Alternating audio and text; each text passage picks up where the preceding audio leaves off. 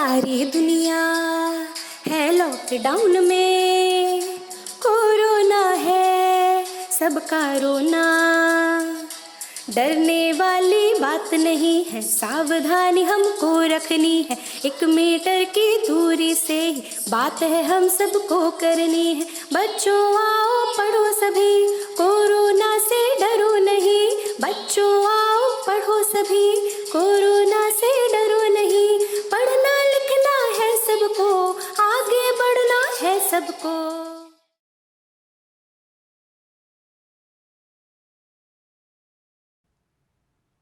नमस्ते बच्चों, मैं ब्रजेश कुमार शर्मा, राजकीय इंटर कॉलेज रहीम नगर पड़ियाना लखनऊ से कक्षा 12 की गणित के अध्याय 3 आव्यूह को पढ़ाने के लिए उपस्थित हूँ। आव्यूह का आज हमारा चौथा लेक्चर है और इस चौथे लेक्चर के अंतर्गत आज हम जो चर्चा करेंगे वो चर्चा के विषय हैं पुनरावलोकन, पिछले पाठों में हमने क्या पढ़ा उसके बारे में, फिर आव्यूह का परिवर्त और उसके गुणधर्म, सममित आव्यूह, विषम सममित आव्यूह और संबंधित प्रश्न। बच्चों, मैंने जो आपका भाग 3 था, तीसरा लेक्चर था, उसमें आव्यूहों के योग के गुणधर्म, आव्यूहों के गुणन के गुणधर्म बताए थे और उन पर आधारित प्रश्न करवाए थे। आज हम उससे आगे बढ़ते हुए आव्यूह के परिवर्त के बारे में बात करेंगे, जिसको कि हम अंग्रेजी में ट्रांसपोज ऑफ मैट्रिक्स कहते हैं। अगर यदि A = Aij m cross n एक आव्यूह है तो A की पंक्तियों तथा स्तंभों का परस्पर विनिमय करने से प्राप्त होने वाला आव्यूह A का परिवर्त आव्यूह कहलाता है। आव्यूह A के परिवर्त आव्यूह को A डैश अथवा A T से निरूपित करते हैं, T फॉर ट्रांसपोज। यहाँ परस्पर विनिमय का मतलब यह है कि पंक्ति को स्तंभ में बदल दें या स्तंभ को हम पंक्ति में बदल दें तो वो स्तंभ और पंक्ति का परस्पर विनिमय कहलाता है। एक उदाहरण के द्वारा हम इसको समझते हैं। मान लीजिए A = कोई ले लें हम यहाँ 2×2 की मैट्रिक्स 2 1 3 -1 और इसका हमें परिवर्त आव्यूह निकालना है। तो परिवर्त आव्यूह क्या है? A की पंक्तियों तथा स्तंभों का परस्पर विनिमय, यानी आपस में इनको बदल देना है, यानी पंक्ति को स्तंभ बना देना है या स्तंभ को पंक्ति के बना देना है, के रूप में लिख देना है, तो इसका परिवर्त आव्यूह मिल जाएगा। तो A डैश = हो जाएगा हमारा A डैश = देखिए ये पहली पंक्ति है, इसको हम पहला स्तंभ लिख दें ऐसे 2 1 और जो दूसरी पंक्ति है इसको दूसरा स्तंभ लिख दें यानी कि 3 -1। तो ये जो है A डैश या इसको AT भी कह सकते हैं, ये हमारा A का परिवर्त आव्यूह प्राप्त हो जाएगा। अब आते हैं आव्यूह के परिवर्त के गुणधर्म। इसकी क्या प्रॉपर्टीज हैं मैट्रिक्स, ट्रांसपोज मैट्रिक्स की। पहला है यदि A तथा B दो आव्यूह हैं तो A डैश डैश = A, यानी कि ट्रांसपोज ऑफ मैट्रिक्स को पुनः ट्रांसपोज मैट्रिक्स प्राप्त करें तो हमें मूल मैट्रिक्स प्राप्त हो जाती है।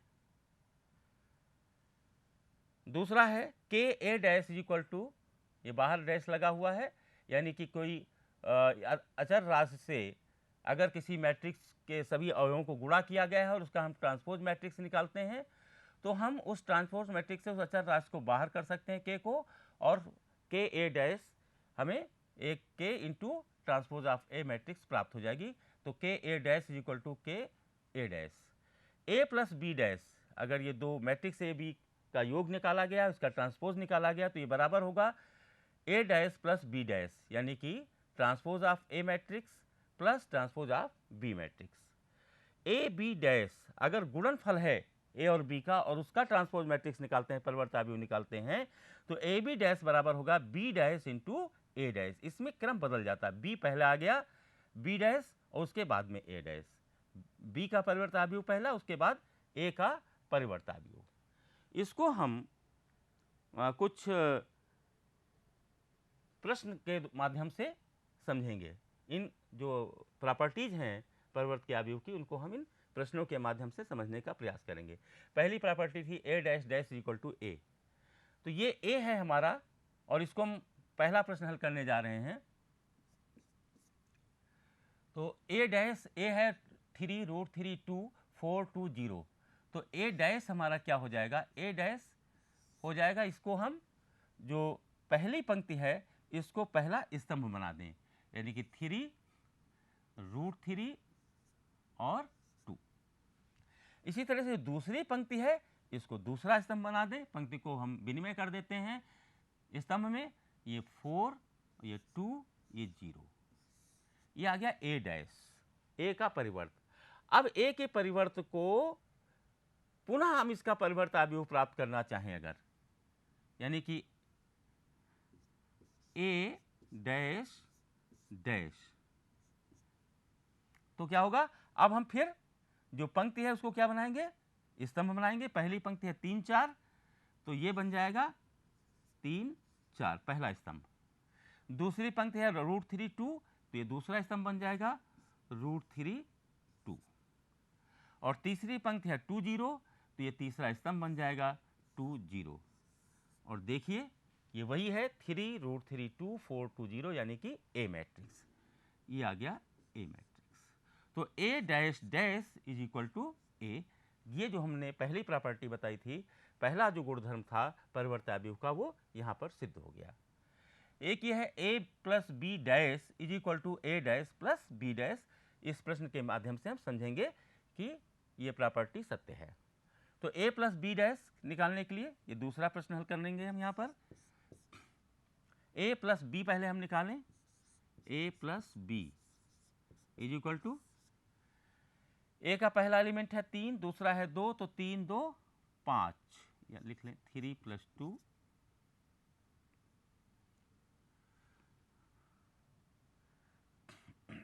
√3 + 1 और 2 + 2,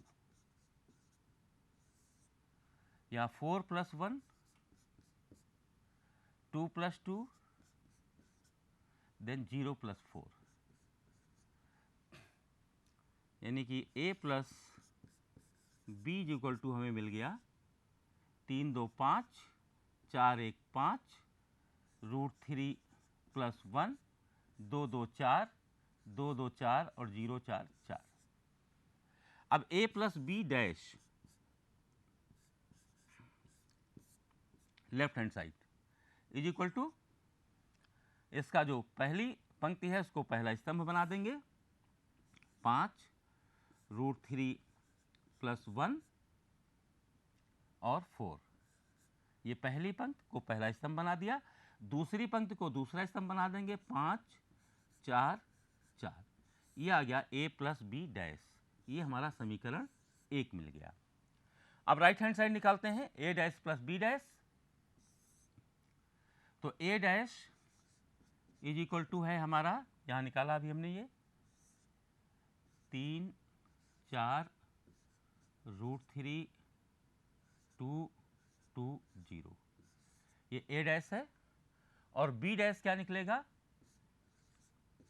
b dash is equal to, ये पहली पंक्ति है इसको पहला स्तंभ बना दें, तो 2 1 2। ये दूसरी पंक्ति है इसको दूसरा स्तंभ बना दें, 1 2 और 4। और a dash plus b dash निकालते हैं, तो इन दोनों को जोड़ देना है मुझे, 3 और 2 जुड़ जाएंगे, 3 + 2, 4 में 1 जुड़ेगा, 4 धन 1, √3 में 1 जुड़ेगा, √3 + 1, 2 में 2 जुड़ेगा, 2 + 2, फिर इधर आ जाते हैं, 2 में 2 जुड़ेगा, 2 + 2, और 0 में 4 जुड़ जाएगा, 0 + 4, यानी कि ये आ गया हमारा 3 2 5 4 1 5, ये आ गया √3 + 1 2 2 4 2 2 4, और 0 में 4 जोड़ेंगे 4, ये समीकरण 2। अब समीकरण 1 व 2 से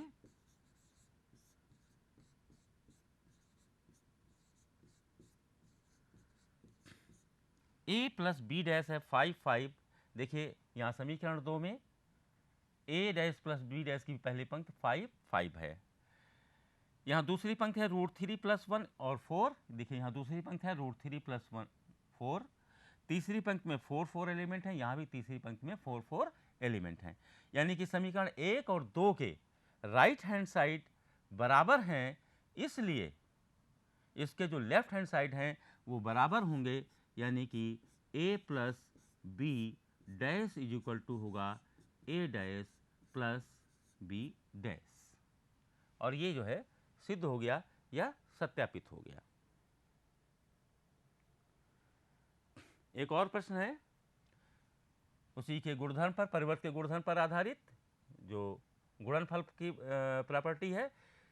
a और b दिया है तो सिद्ध करना है a b dash is equal to b dash into a dash.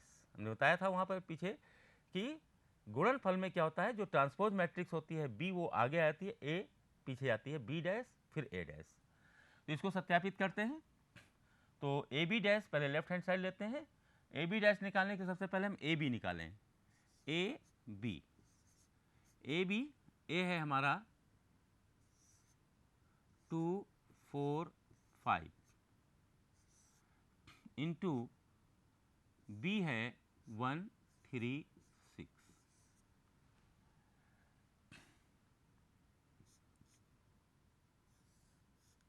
गुणा कर लेते हैं। पहली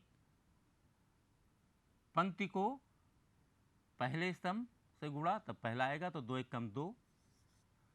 फिर पहली पंक्ति को दूसरे से तो 2 × 6। पहली पंक्ति को तीसरे स्तंभ से तो 2 × 6 12। अब दूसरी पंक्ति लेते हैं। 4 से 1 को गुणा 4 × 1 = 4। 4 से 3 को गुणा 4 × 3 = 12। 4 से 6 को गुणा 4 × 6 = 24। फिर 5 से गुणा करेंगे। 5 × 1 = 5, 5 × 3 = 15 और 5 से 6 को गुणा करेंगे, 5 × 6 = 30। ये ए बी मैट्रिक्स प्राप्त हो गई। ए और बी का गुणा हो गया। अब हमें निकालना है A B dash. A B dash is equal to, तो ए बी डैश निकालने के लिए हम क्या करेंगे कि जो पंक्ति है उसको स्तंभ बना देंगे। यानी कि 2 6 12 जो पहली पंक्ति है इसको पहले स्तंभ के रूप में चेंज करेंगे। तो ये आएगा 2 6 और 12। दूसरी पंक्ति है 4 12 24, इसको दूसरा स्तंभ बनाएंगे, यानी कि 4 12 और 24। तीसरी पंक्ति है, इसको तीसरा स्तंभ बनाएंगे, तो ये हो जाएगा 5 15 और 30। इस तरह से पंक्ति को स्तंभ में परिवर्तित कर देने पर या पंक्तियों का स्तंभ में विनिमय करने पर मुझे ये ए बी डैश प्राप्त हो गया। ये मान लीजिए समीकरण 1 है।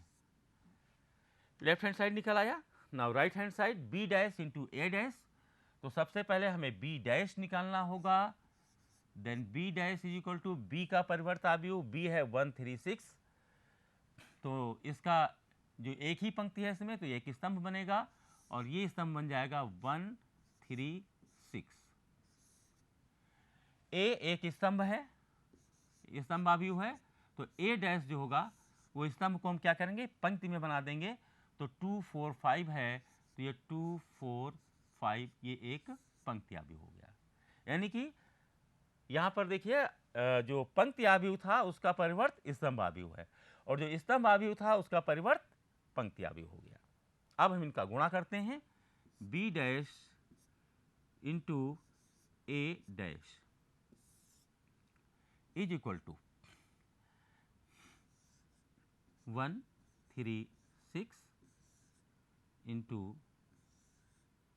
2 4 5 इज इक्वल टू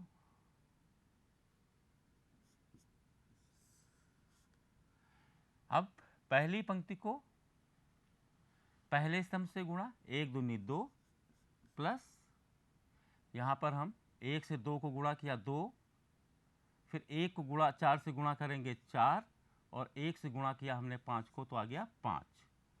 3 से गुणा किया 3 दूनी 6, 3 से 4 को गुणा किया 3 चौको 12, फिर 3 से 5 को गुणा किया 3 पछे 15, फिर 6 से गुणा करेंगे 6 दूनी 12, फिर 6 चौको 24 और फिर 6 से 5 को गुणा करेंगे 6 पंजे 30।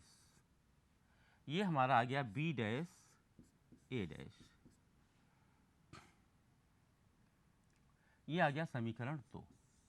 अब देखिए समीकरण 1 ए बी डैश है 2 4 5, यहाँ भी है 2 4 5, 6 12 15, 6 12 15, 12 24 30, 12 24 30। तो ये जो है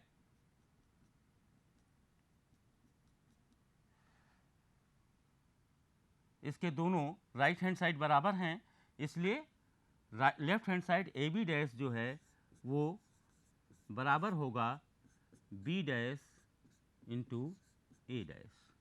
और इस तरह से ये प्रश्न हल हो गया और ये हमारी जो प्रॉपर्टी है गुणन वाली परिवर्त की वो सिद्ध हो गई, A B dash equal to B dash into A dash. इसके बाद हम आते हैं सममित तथा विषम सममित आव्यूह।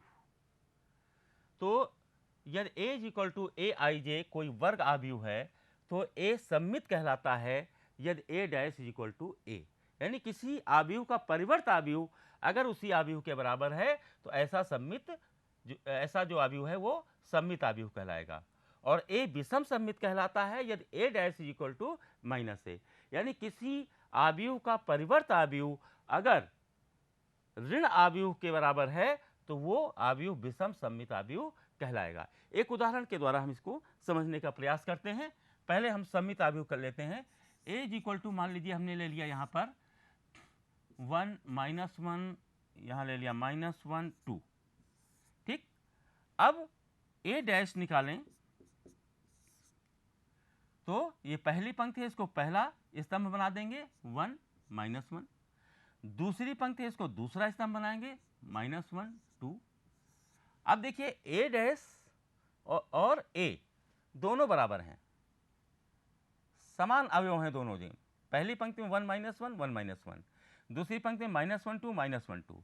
तो यहाँ पर जो है a डैश और a दोनों बराबर हैं तो a क्या कहलाएगा, a जो है वो सममित आव्यूह कहलाएगा। तो कोई आव्यूह सममित आव्यूह है यदि a dash equal to a, यानी उसका ट्रांसपोज स्वयं उसके आव्यूह के बराबर है। और विषम सममित आव्यूह यदि a dash equal to -a, तो इसका भी एक उदाहरण ले लेते हैं। Suppose a is equal to 0 -1 1 0 ले लिया हमने, ठीक। अब a डैश निकालते हैं तो a dash is equal to हो जाएगा, पहली पंक्ति को पहला स्तंभ बना दें 0 -1, दूसरी पंक्ति को दूसरा स्तंभ बना दें 1 0। ये a डैश आ गया। देखिए a डैश a बराबर नहीं, यानी ये सममित नहीं है। अब हमें इसको विषम सममित दिखाना है तो हमें लगाना होगा -a। तो देखिए हम इसको ऐसे भी लिख सकते हैं, 0 को 0 इंटू -1 लिख सकते हैं, 0 ही रहेगा। 1 है इसको -1 इंटू -1 लिख सकते हैं, ये -1 है तो इसको -1 इंटू 1 लिख सकते हैं, 0 है तो 0 इंटू -1 लिख सकते हैं। अब देखिए -1 -1 -1 ये सब जगह से कॉमन ले लीजिए तो a dash is equal to आ जाएगा, -1 हमने कॉमन ले लिया तो ये आ जाएगा 0, वहाँ से -1 कॉमन लिया तो -1, यहाँ से -1 कॉमन लिया तो 1, यहाँ से -1 कॉमन लिया तो 0। और ये क्या है a, दैट इज -a, या -1 into a that is -a। तो a dash is equal to -a, तो ये क्या कहलाएगी, ये विषम सममित आव्यूह हो गया।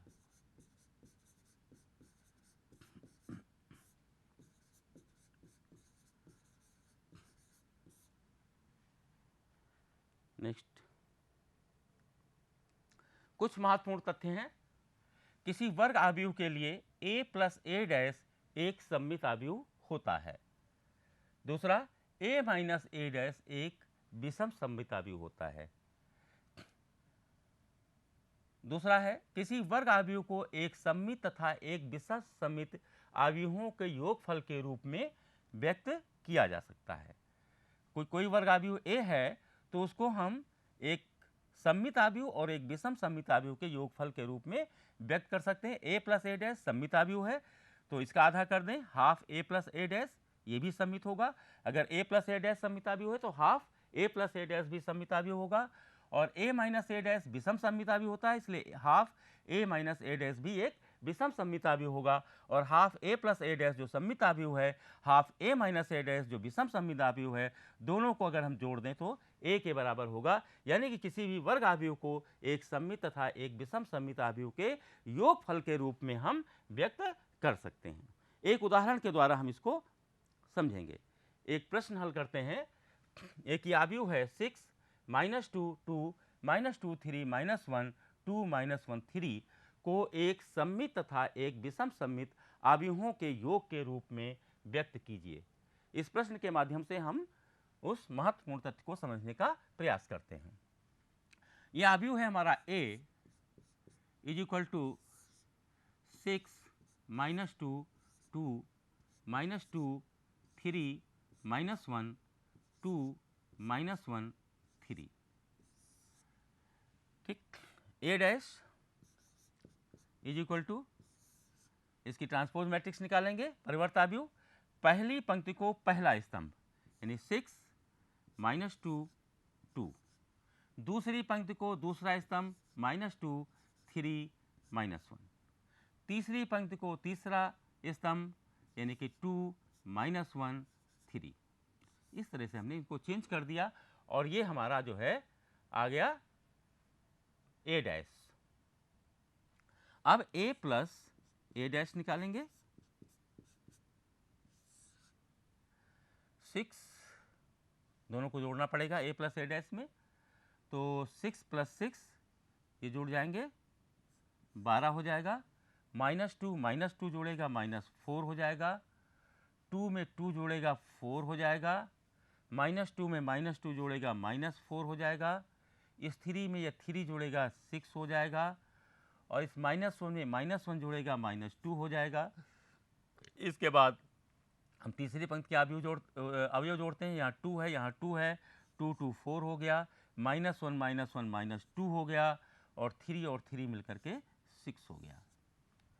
अब हम निकालेंगे half a plus a dash is equal to half, और a प्लस a डैश हमारा निकला है 12 माइनस 4 और 4, माइनस 4 6 माइनस 2, 4 माइनस 2 और 6। अब हाफ अचर राशि है, इससे गुणा कर दें तो half a plus a dash जो हमारा निकलेगा वो निकलेगा, इससे गुणा कर देंगे तो 2 छक्का 12, 2 दूना 4 माइनस 2, यहाँ से 2 दूना 4, यहाँ से 2 दूना 4 माइनस 2, यहाँ से 2 से भाग देंगे 2 तिहाई 6, यहाँ 2 से भाग देंगे माइनस 1, यहाँ से 2 भाग देंगे 2 दूना 4, यहाँ 2 भाग देंगे माइनस 1, यहाँ से 2 तिहाई 6। ये आ गया समीकरण 1। अब a माइनस a डैश निकालते हैं। a माइनस a डैश, तो 6 लिख लेते हैं इसको, 6 माइनस 2 2, माइनस 2 3 माइनस 1 और 2 माइनस 1 और 3 माइनस a डैश लिख लेते हैं। a डैश है 6 माइनस 2 2, माइनस 2 3 माइनस 1 2 माइनस 1 3, और जब इनको हम घटा देंगे तो ये आ जाएगा देखिए 6 से 6 घट जाएगा 0, -2 से -2 घटेगा 0, 2 से 2 घटेगा 0, और -2 से ये -2 घट जाएगा 0, 3 से 3 घट जाएगा 0, -1 से -1 घट जाएगा 0, यहाँ 2 से ये 2 घट जाएगा 0, -1 से -1 घट जाएगा 0, यहाँ 3 है, 3 से ये 3 घट जाएगा 0 आ जाएगा। Now half a minus a dash is equal to हो जाएगा हाफ 0 0 0 0 0 0 0 0 0, और हाफ से जब हम 0 को गुणा करेंगे तो ये हमें 0 0 0 0 0 0 0 0 0 एक जीरो मैट्रिक्स प्राप्त हो जाएगी। ये समीकरण 2 आ गया। अब समीकरण 1 और 2 को अगर हम जोड़ दें तो लेफ्ट हैंड साइड जोड़ते हैं तो half a plus a dash plus half a minus a dash is equal to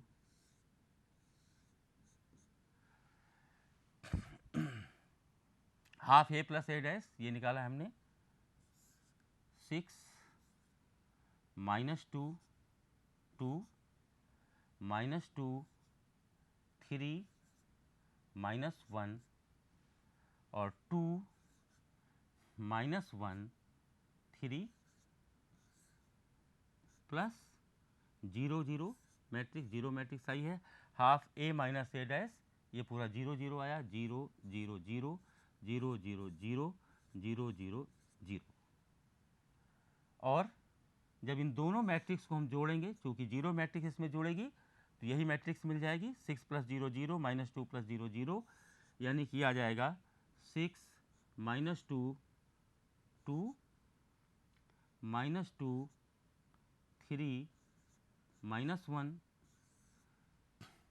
और 2 -1 3, और ये 6 -2 2 -2 3 -1 2 -1 3, ये हमारी आ गई मैट्रिक्स ए। तो इस तरीके से एक आव्यूह है हमारा ए, जिसको कि हम ये हमारा सममित आव्यूह है, और ये विषम सममित आव्यूह है। तो हम किसी भी आव्यूह को एक सममित आव्यूह और एक विषम सममित आव्यूह के योग के रूप में लिख सकते हैं। ये गृह कार्य है अगले दिन के लिए, आप इस प्रश्नों को हल कीजिएगा, और प्रस्तुत अध्याय के संबंध में पाठ सामग्री तथा अभ्यास कार्य मानव संसाधन विकास मंत्रालय भारत सरकार द्वारा विकसित दीक्षा मोबाइल एप्लीकेशन पर उपलब्ध हैं। Diksha mobile application Google play store अथवा iOS से डाउनलोड की जा सकती हैं। ऐप को डाउनलोड कर इस अध्याय संबंधी प्रश्नों अन्य गतिविधियों पर अभ्यास किया जाए। यदि कहीं आपको कोई शंका है, कोई स्पष्टता की आवश्यकता है, तो अपने शिक्षक से, जो कि वर्चुअल क्लास या ई लर्निंग के माध्यम से आपको पढ़ा रहे हैं, उनसे आप इसको पूछकर समाधान कर सकते हैं। प्रस्तुत video YouTube channel Uttar Pradesh माध्यमिक शिक्षा विभाग पर उपलब्ध है, जिसे चैनल सब्सक्राइब करके देखा जा सकता है। Thank you.